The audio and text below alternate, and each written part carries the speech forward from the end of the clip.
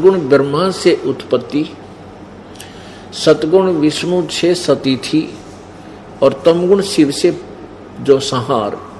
ये जो कुछ भी हो रहा है इसका मुख्य कारण तो ये गीता ज्ञान दाता काल है, जो श्री कृष्ण के शरीर में भूत की तरह प्रवेश करके प्रेत की तरह बोल रहा था।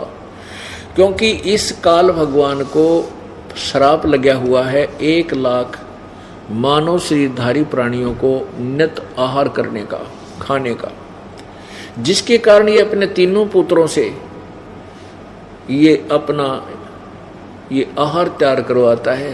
यहाँ पर सारा काम बिल्कुल फोर्सिबली करवा जा रहा है, जबरदस्ती करवाया जा रहा है। जीव की कई कति नहीं चलती यहाँ पर, चाहे को कितना अंडी पाक रहा हो, कितना जो है ब्रह्मचारी बन रहा हो और कितना सोचा मेरे जैसा यहाँ सदाचारी नहीं है और झूठ नहीं बोलता। काल ने सबकी घिस काट रखी है। यहाँ जो उत्पत्ति विषय है, जो बच्चे उत्पन्न करने की जो बीमारी इसने ला रखी है, जीव के बस का नहीं इसको रोक सके। चाहे कितनी बात बना ली, जिसको हम भगवान मानना करते हैं ब्रह्मा विष्णु महेश जैसे, इनकी देख लो कि कहानी है, इनको पढ़ ले तो आदमी की आंखें खुल जाएं। तो ये काल इनको भी नहीं बख्शता। तो ये जो क्रिया ये करवा रहा है उत्पत्ति, और ये यहाँ सती थी एक दूसरे मोह ममता जकड़ रखा हमारे को। हमें पता है कि कल मृत्यु होगी तो हमारे साथ ना को कार चले, ना कोठी चले, ना कोई बेटा चले, ना बेटी चले, लेकिन हमारे बस की बात नहीं। चाहे कितनी बात बना ला और कितना सहनशील आदमी दिखता हो, एक समय इतना क्रोध हो जाएगा मन माने वो बिल्कुल अपने से बाहर हो जाता है। तो ये सब क्रिया कहते हैं, ये जो कुछ भी हो रहा है इसका मुख्य कारण ये काल है।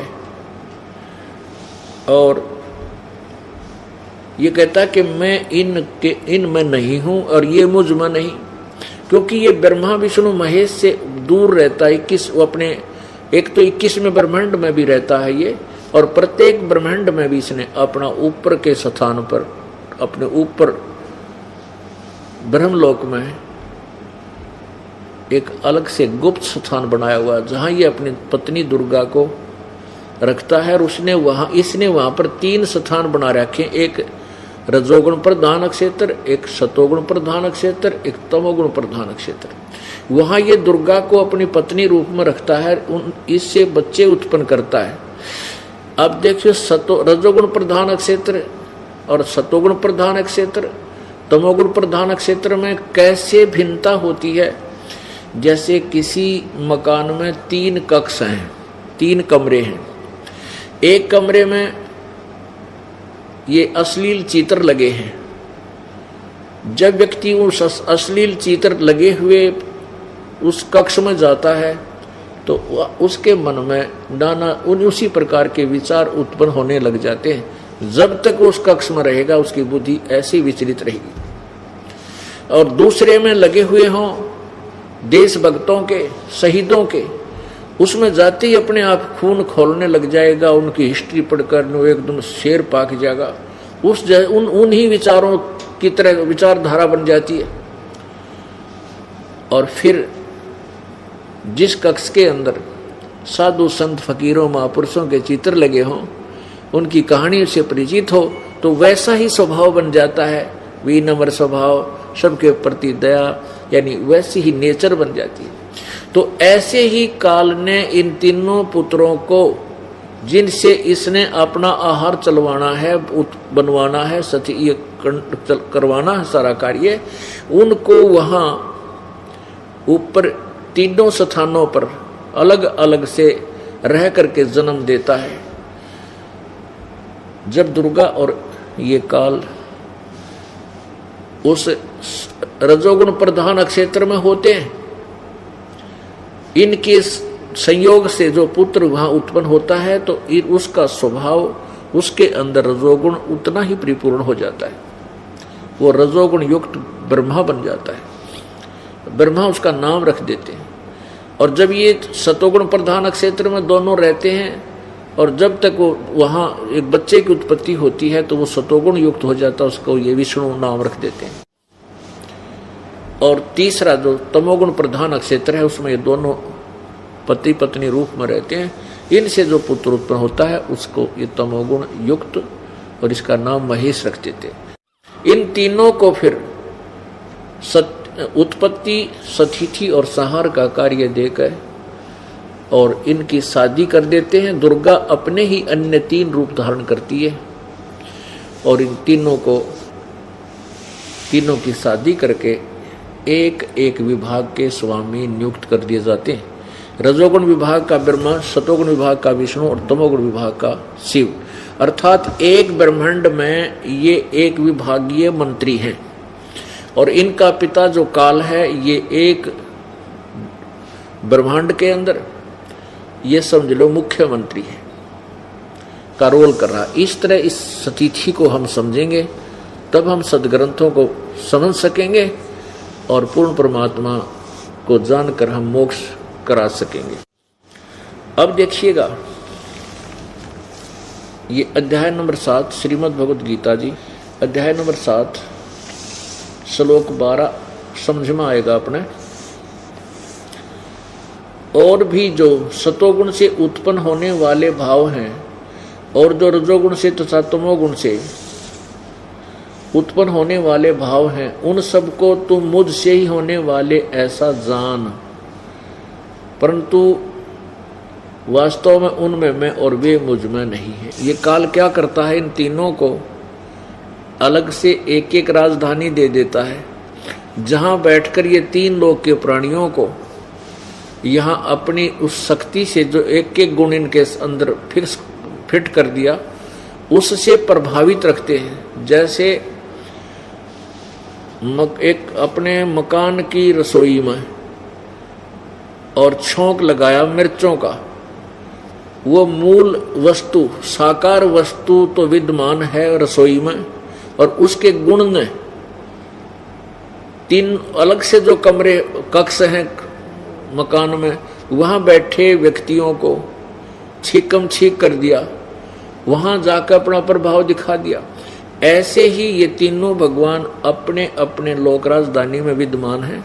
वहां बैठकर ये 3 लोक के प्राणियों को इन्हीं के गुण हमें प्रभावित रखते हैं, जिस कारण से हम यहाँ इस काल के जाल में बाई फोर्स फंसे रहते हैं। जैसे किसी को ने शराब पी ली तो उसका नशा हो गया, अब उसका बस की बात नहीं, वो कितना टेक कर कैसे चल रहा है, कैसे बोल रहा है, ऐसे रहेगा और वो नशा उतरेगा जब वो ठीक होगा। तो पुण्यात्माओं, कबीर परमेश्वर जी के इस तत्व ज्ञान से और सत्य भक्ति से ये इनके तीनों गुणों का प्रभाव हमारे ऊपर धीरे धीरे बिल्कुल निष्क्रिय हो जाएगा और फिर हम परमात्मा की भक्ति करके और सत्य भक्ति से धनी होकर के काल का ऋण उतार के सतलोक चले जाएंगे। कोई दिक्कत को ना, दिक्कत हमें हमारे सामने मुश्किल ये आई है, कठिन कार्य ये हो गया कि हम इस तत्व ज्ञान को ग्रहण करने में देरी कर रहे हैं। इसका कारण ये है कि हमने पहले अज्ञान घना सुन रखा है और वो अज्ञान हटेगा इन प्रमाणों को देखकर। इस कड़वी सत्य की घूंट भरनी पड़ेगी, आज भर लो चाहे 10 वर्ष पाछा भर लियो।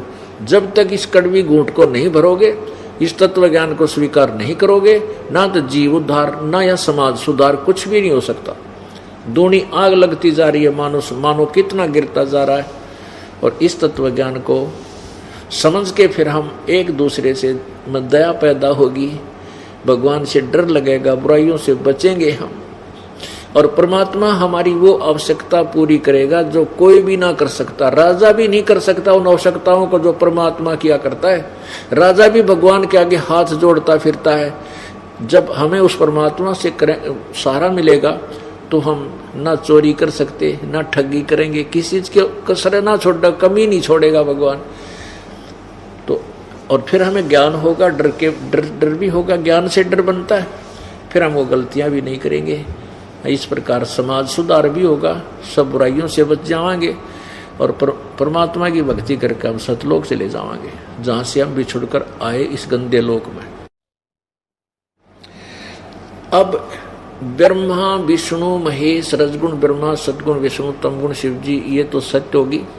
अब ये तीनों भगवानों से ही ये सृष्टि काल की चल रही है और ये पूजा के योग नहीं है। जो इनकी पूजा करते हैं वो शास्त्र विरुद्ध साधना कर रहे हैं। ये देखिएगा अब 13वें श्लोक में क्या बताया है 7वें अध्याय के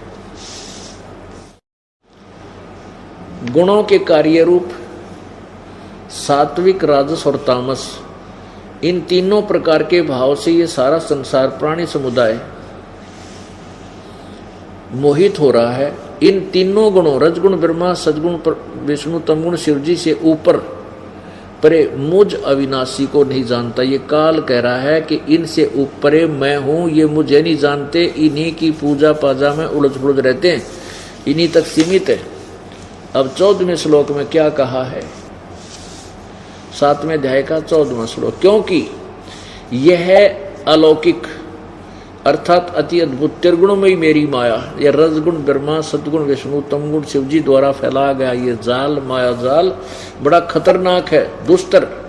परंतु जो पुरुष, जो साधक मुझको भजते हैं, इस ब्रह्म को भजते हैं, काल को भजते हैं, वो माया का उल्लंघन कर जाते हैं, अर्थात संसार से तर जाते। कहने का भाव ये है कि जो ब्रह्मा विष्णु महेश की पूजा ना करके केवल ब्रह्म साधना करते हैं, वो जैसे ब्रह्मा विष्णु महेश की जो पूजा करते हैं, शिव का पुजारी शिव के लोक में, विष्णु का पुजारी विष्णु के लोक में, ब्रह्मा का पुजारी ब्रह्मा के लोक में जाकर कोई देव पद प्राप्त कर लेगा, उन देवताओं के पास चले जाएंगे और वहां से फिर तुरंत ही अपने पुनः को क्षीण करके फिर तो वापस गिर जाएंगे, 84 लाख योनियों में जाएंगे, नरक भोगेंगे। और जो ब्रह्म की साधना करता है वो एक महाकल्प तक, यानी सच्ची साधना आजीवन सच्चे जल में पूरे संत से लेकर के और विधिवत साधना करता है, वो फिर ब्रह्म लोक में चला जाता है, ब्रह्म का साधक।